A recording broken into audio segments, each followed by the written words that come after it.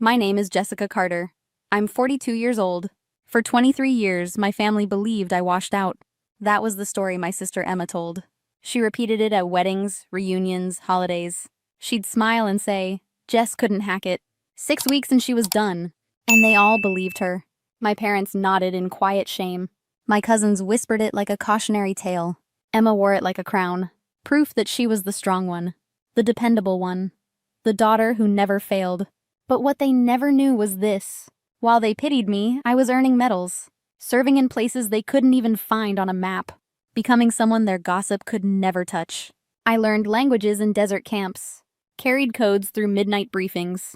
Signed orders that altered the course of wars. Now the marble steps of the courthouse gleamed.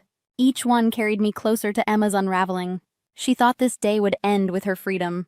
She thought her family's testimonies would save her. She thought I was invisible. If only she knew who was about to walk through. Emma's version of me spread like gospel. At every reunion, I was the failure story. She tried the army, but it broke her. She couldn't handle discipline, the pressure, the pain. People nodded as if it were truth carved in stone. Even my parents began repeating her version of my life. At Christmas, I was the cautionary tale. At Thanksgiving, I was the silent absence. When cousins asked why I never visited home, Emma would lower her voice, make it sound tragic. She never recovered, she'd sigh, hand on her chest. We've tried to help, but she won't accept it. Every lie made her shine brighter. The golden daughter with perfect grades and perfect charm. Meanwhile, my life was stripped of meaning in their eyes. The girl with wasted potential. The ghost at family gatherings. What hurt most wasn't the gossip itself. It was how easily they believed her. Not one phone call to ask if it was true. Not one letter saying, Jess, tell us your side. I watched from a distance. Their pride in Emma growing louder each year. Her framed diplomas lined the hallway at home. Her sons were praised like royalty at church, and me? I became the shadow that proved her light. The proof that she had made it, and I had not. They erased me without malice, just convenience. It was easier to accept Emma's story than wonder why I was silent. What they never realized was that my silence wasn't weakness. It was duty. It was survival. But duty doesn't erase the sting of being forgotten. And survival doesn't make loneliness less sharp. What they didn't know was that silence can be a weapon, and I was ready to use it. The thing about being underestimated your entire life, you learn to move unseen, to disappear in plain sight. While Emma bragged at dinner tables, I was decoding intercepted messages from war zones. While my parents praised her resilience, I was briefing commanders on threats that never made the news. I let their version of me survive. Because cover stories are armor, even when they cut deep. The army had taught me silence could shield more than pride. It could shield operations, identities, even nations. So I let them think I was fragile, broken, unworthy. It suited my job better than any false resume. But Emma wasn't just lying. She was performing. Her life was built on manipulation polished to perfection. When money started disappearing from the children's charity, she played victim again, blaming paperwork, blaming stress. She cried at meetings, told the board she was overwhelmed. Too generous, too tired. But I saw through it. Fraud leaves a trail that emotion can't disguise. I knew the FBI would find anomalies, but I also knew they needed a signal to look closer. So I made the recommendation, not as her sister, but as an intelligence officer. For 18 months, I fed analysis through official channels. Each number, each document, another nail in her defense. Emma never suspected. She still thought of me as the dropout ghost. At family dinners, she'd lift her glass. To second chances, she'd toast, eyes gleaming with practiced sincerity. Meanwhile, I built the case that would burn her kingdom down. Not out of spite, but out of duty. And yet, watching from afar hurt in ways I can't explain. Because even lies lose power when repeated for decades.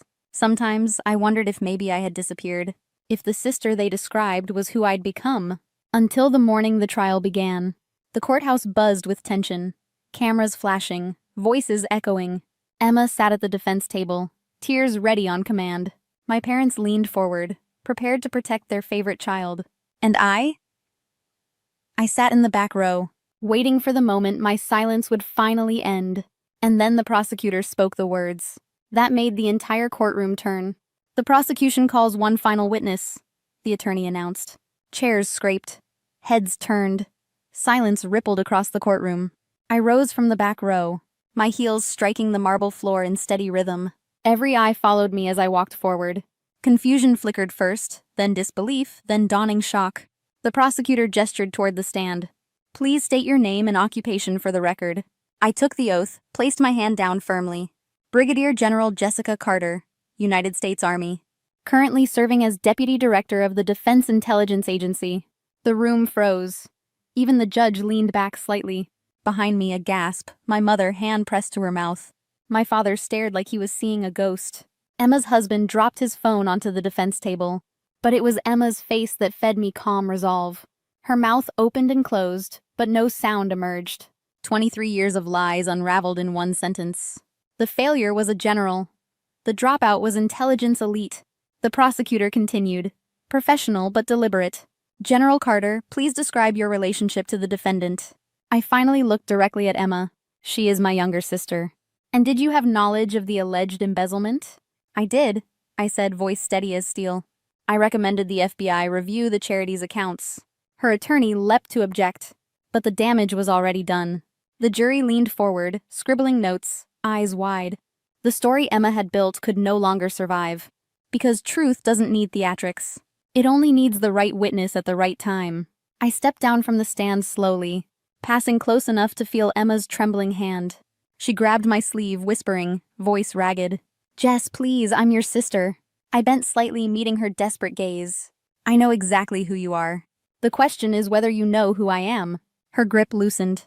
Her eyes filled with fear. And for the first time, Emma had no performance left. But the verdict I cared about most wasn't the jury's, it was my family's. The jury deliberated less than 2 hours. Guilty. Embezzlement. Fraud. Every charge confirmed without hesitation. Emma's sobs filled the courtroom, raw and uncontained. Her attorney slumped, already calculating his appeal fee. My parents sat rigid, as if the benches themselves had turned to stone beneath their weight. I didn't gloat. I didn't smile. I simply breathed, steady, controlled, a soldier at rest.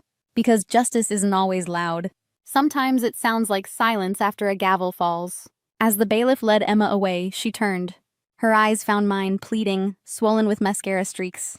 Jess, please, you can't let them take me. Her voice cracked, desperate in a way I'd never heard. For a heartbeat, I saw the girl we once were. The child who stole my crayons and blamed me. The sister who smiled sweetly while painting me the villain. The golden daughter who thrived by burying me alive. I can't stop this, Emma, I said, voice low. You built this yourself, one lie at a time. Her shoulders sagged, the weight of truth finally crushing. She was escorted away, head bowed, chains clinking softly. In the hallway, my parents caught up to me. My mother's eyes wet, my father's jaw tight. Why didn't you ever tell us? She whispered. All these years we thought you were nothing. I stopped, turned, held their gaze without flinching. Because you never asked who I was. You only cared who you thought I wasn't. The words hit harder than any courtroom verdict. I watched recognition spread across their faces like fire. For once, they saw me. Not Emma's shadow, not failure, but the woman who had carried secrets heavier than stone. My father swallowed, voice rough, trembling. We're proud of you. We should have said it sooner. Pride? It came 23 years too late. But hearing it still cracked, something hardened inside me. I nodded once, then walked toward the exit. The marble floors echoed with each step, resolute, final. Behind me, my family sat in ruins. Ahead of me, the world finally knew my name. But walking free wasn't the ending. The real battle was learning what to do next. 3 months later, promotion orders arrived. Lieutenant General, head of the Pentagon's new cyber division. My photo appeared in military journals. Briefing packets sent to governments across the world. On my parents' mantle, next to Emma's faded diploma, they framed an article from Army Times about me. A card came from my mother, handwriting shaky but proud. We're telling everyone now about our daughter, the general. Too little, too late, but maybe a start. Forgiveness doesn't erase decades, but it eases weight. Emma served 3 years before release for good behavior. Now she works at a nonprofit, rebuilding instead of taking. I don't visit. We don't share meals. But sometimes, when silence feels lighter, I hope she's healing too. Because the truth is, revenge was never my mission. It was always about stepping fully into myself. For years, I let their version of me define my absence. Now I let my own voice define my presence. The failure they pitied became the general they couldn't ignore. And all it took was the right moment of truth. So when people ask if I regret staying silent, I tell them silence has its season, but so does revelation. And the look on their faces, the gasp in that courtroom, proved that sometimes patience is the sharpest blade of all. One day, I visited Arlington quietly, no ceremony. I laid my silver star on an unmarked grave. Not for Emma, not for my parents, but for the girl I used to be. I whispered, "You were never a failure. You were always preparing to rise." I never needed their validation to become who I was. But showing them who I'd become, that was its own kind of closure. If your family ever erased you, remember this. Truth doesn't whisper forever. When spoken, it roars. Share your story below. And subscribe for more voices like mine.